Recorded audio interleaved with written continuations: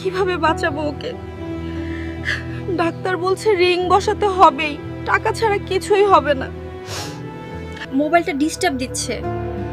তোমাকে ধরতেই পারি না, ফোন দিলে ধরো না কেন?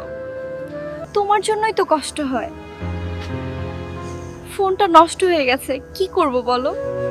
এই নাও, আজ রাতে দেখা করবা, আমি আসব। তোমার মুখটা দেখি না 3 দিন, আর এই 3 দিন ধরেই আমার এই মন খারাপ।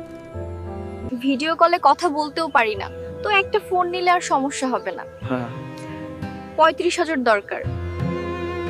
আমি দিব টাক, তুমি চিন্তা করো না, তোমার জন্য আমি সব পারি। তোমার জামাই তো হার্টের সমস্যা, সে মারা গেলেই তো তুমি আমার। এখন যাও, আবার দেখা হবে, আসি। মুক্তা, তুমি এসেছো?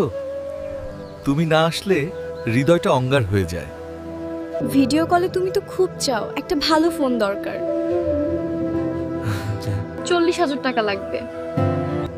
টাকা নাও, আর রাতে আসবো। এখন যাও, আমার বউ আবার দেখে ফেলবে। দাঁড়াও,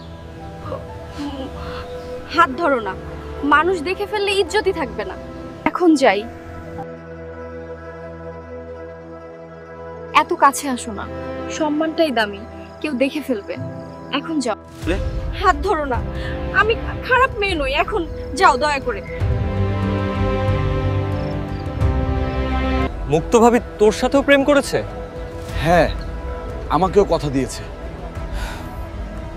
তুমি শুধু আমারই ছিলে, তাই তো? আমি কাউকে ঠকাইনি, শুধু বাঁচার চেষ্টা করেছি। তিনজনেই তো একই কথা শুনছি, আমরা কি বোকা?